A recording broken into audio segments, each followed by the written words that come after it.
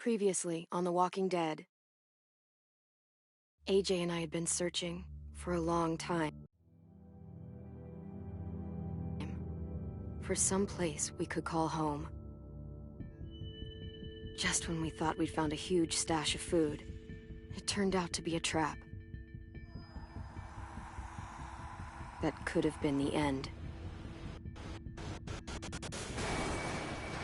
But I woke up and found I'd been saved by a guy named Marlon, the leader of a community living inside an old boarding school.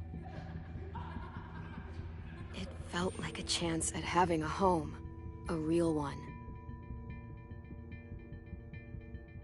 We had to go back to the train station to see if any food survived the explosion. But someone else had the same idea.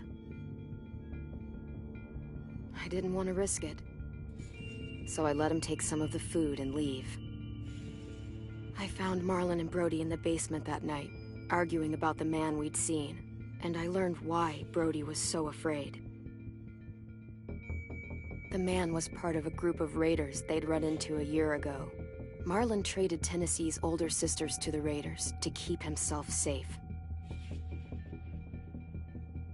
He attacked Brody and locked me in the basement with her. When she turned, I had to stop her. Marlon stole AJ's gun and tried to convince them I had murdered Brody. Violet backed me up. I attacked Marlon and made him drop the gun. I told him we could fix things together. But then, Marlon was dead, and AJ pulled the trigger. He remembered what I'd taught him. To always aim for the head.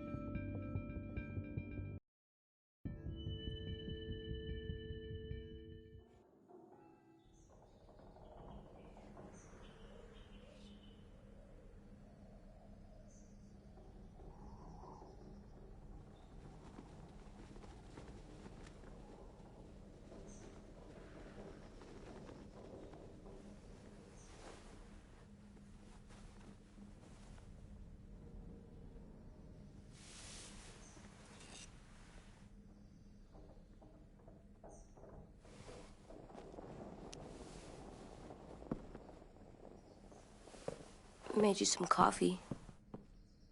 It was in the kitchen. Tin said that I can have some. I didn't steal it.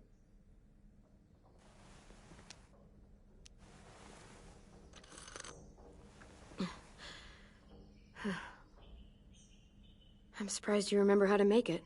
We haven't had coffee in a long time. You put it in hot water. You're right. Thanks.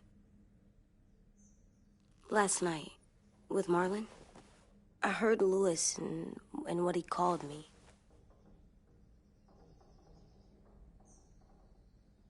Am I a murderer?